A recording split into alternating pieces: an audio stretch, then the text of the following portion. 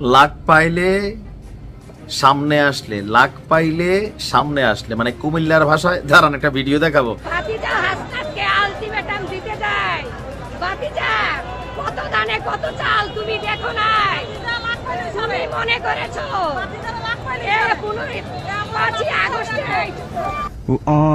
নিশ্চয়ই বুঝতে পারছেন, মানে ভাতিজা। এখন আমাদের বাংলাদেশের মানে সম্পর্কের ক্ষেত্রে আমরা ভাতিজা যাদেরকে ডাকি, হয়তো চাচা নয়তো চাচি, অথবা অনেক ক্ষেত্রে আমরা মামারা ভাতিজা ডাকি কিনা জানি না, তবে আমাদের কুমিল্লাতে মামা সম্পর্কে ভাগিনা ভাগ্নি ডাকি।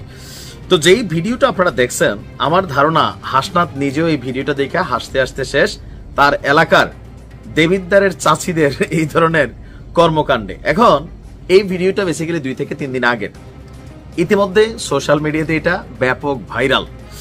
যখন হাসনাত আব্দুল্লাহ কুমিল্লার একটা প্রোগ্রামে গিয়ে আপনার তিনি বলছিলেন যে বিএনপির টাকায় কুমিল্লার আওয়ামী লীগ চলে, এরপরই এটা নিয়ে আপনারা দেখছেন যে কিভাবে প্রতিবাদ বিএনপির পক্ষ থেকে এবং কি প্রতিটি মানে নির্বাচনী এরিয়া থেকে, উপজেলা পর্যায় থেকে হাসনাতের বিরুদ্ধে এবং কি জেলাগত বিভাগীয় ভাবেও 7 দিনের আলটিমেটাম কিন্তু দেওয়া হয়েছে হাসনাতকে ক্ষমা চাওয়ার। অলরেডি মনে 3-4 দিন চলে।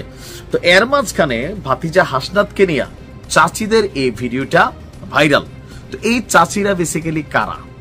তারা হচ্ছে বিএনপির চাচি। মানে বাংলাদেশের রাজনীতিতে আপনি দেখবেন যে আমাদের মায়েদের